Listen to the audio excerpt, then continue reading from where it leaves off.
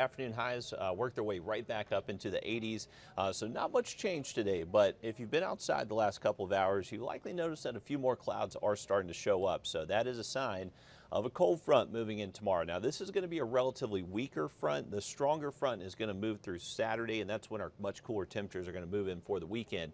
But you can see a decent amount of rain ahead of this front at the moment tonight. Now, the thing is, by the time it reaches us, not expected to look as impressive. We have some pretty dry air on top of us at the moment, so that's going to help eat away at a lot of this moisture.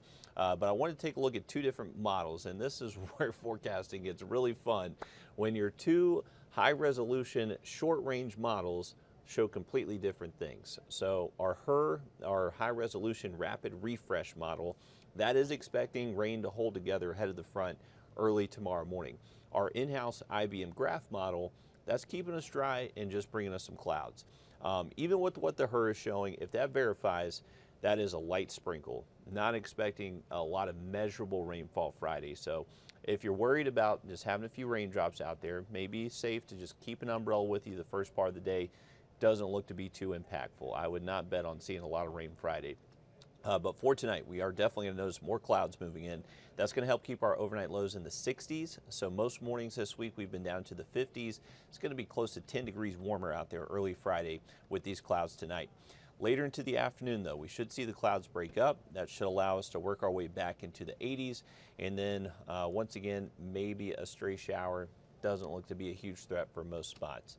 Now, as we head to Saturday, that is when the main front's showing up. So this is, you can kind of see this just narrow band of cloud cover. So this is going to be our stronger front that pushes through the area as we continue throughout the day Saturday.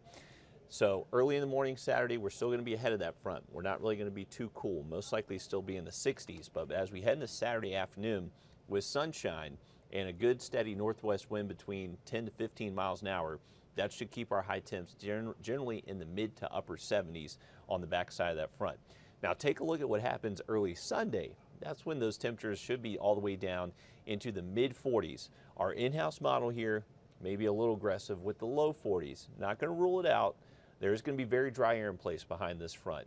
So if winds can calm down enough, we could see temperatures that cool. Right now I'm being a little conservative, kind of keeping between 43, 46 degrees for temperatures out there, but high temps Sunday look to stay generally in the upper 60s to near 70. I think we may barely hit 70 Sunday, maybe for 15, 30 minutes, but that would be about it. It is going to be a cool afternoon Sunday. But for tomorrow, cloudy skies, low chance, 5%, 10% chance, maybe a stray shower early in the morning. Not zero, just to cover our bases. If you see a quick sprinkle, just in case. Now, tomorrow afternoon, we should see partly cloudy skies. Temps will be a little bit warm again into the 80s, and then we do see that much cooler outlook by this weekend.